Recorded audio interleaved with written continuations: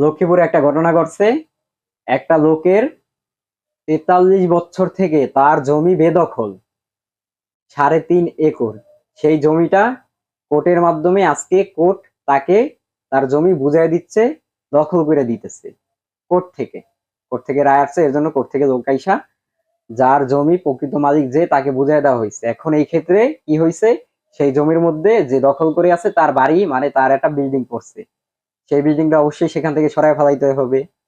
এখন অনেকে এই ভিডিওটা ভাইরাল হওয়ার পরে বিভিন্ন টিকটকে, ফেসবুকে, বিভিন্ন জায়গায় কমেন্টের মাধ্যমে বলতেছে কেন এগুলো সরাইতেছে, কেন এগুলো ভাঙচুর করতেছে।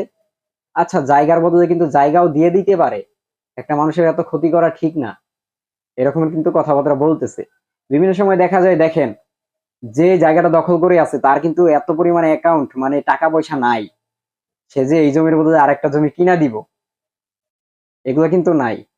তারপরে যার জমি দখল করে আছে সেও কিন্তু এমন হইতে পারে এতটা বড় লোক না যে তার এই জমি আছে, পাশাপাশি আরো 10-15টা জমি আছে। তাহলে যার জমিটা দখল করছে তার কিন্তু ঠিক হয় না এইভাবে দখল করা। দখল করে আপনি বাড়ি গাড়ি করবেন, বিল্ডিং করবেন, 5 তলা 10 তলা, বড় প্রাসাদ করবেন, তারপরে ভাঙ্গা দিলে আবার বলবেন যে না, মানুষের এতটা ক্ষতি করা ঠিক না।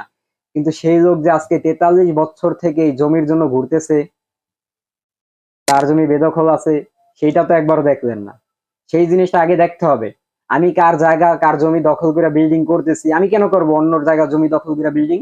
এটা তো আমার ভুল। সেটা যে আমাদের দেশের সরকারের দলীয় লোকজনে ভাঙ্গা দখল করে যায় যার জমি তাকে, সেটা কি অপরাধ হবে? অপরাধ না। তাই ভাই, চোরকে ধরার পরে মার দিলেও বলবেন মার দিলেন কে, না দিলেও বলবেন মার পিটা, নাইলে চোর শিক্ষা হবে না। এইসব ধরনের কথাবার্তা বন্ধ করেন। ন্যায্য কথা যেটা সেটা বলেন, আর না বলতে পারলে চুপচাপ দেখে যান।